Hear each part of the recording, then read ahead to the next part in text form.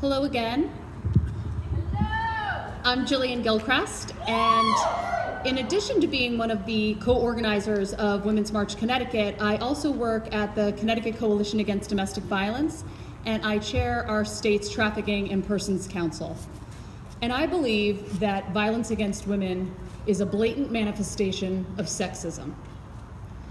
And because sexism is such a part of the fabric of our society, evidenced by this 97th anniversary of our right to vote, the violence perpetrated against us is viewed as just another thread, albeit negative, and not called out for what it is: unequal rights under the law on account of sex. At this point, we've all pretty much become desensitized to the statistics, that 1 in 4 women will be the victim of severe physical violence at the hand of an intimate partner, and that 1 in 6 women will be the victim of attempted or completed rape in her life. But those numbers are actual women, American women.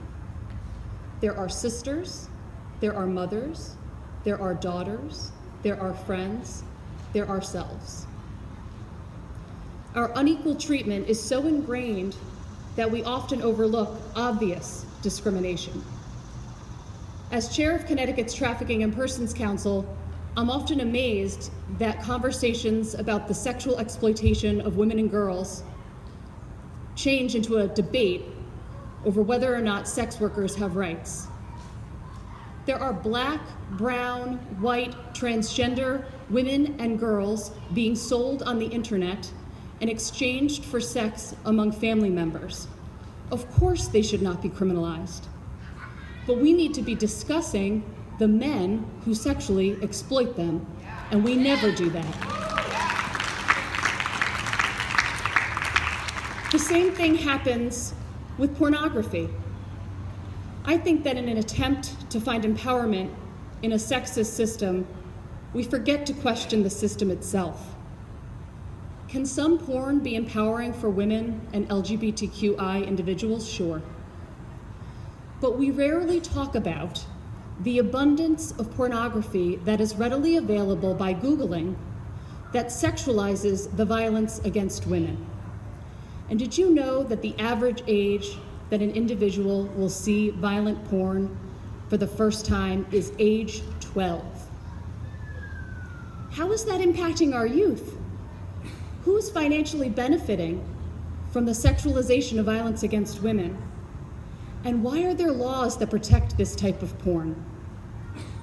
We live in a country that does a good job of forgetting the past and pretending that all things are equal.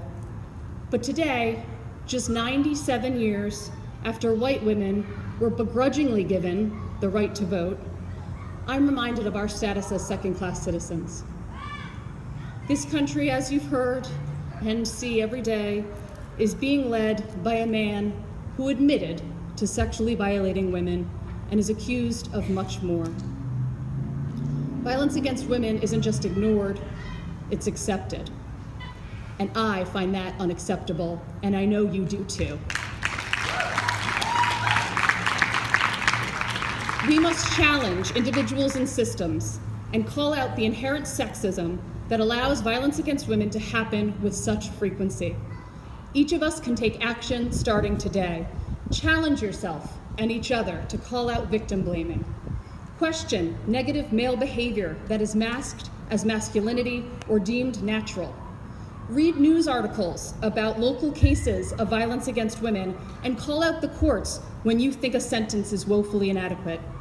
And finally, work for the Equal Rights Amendment.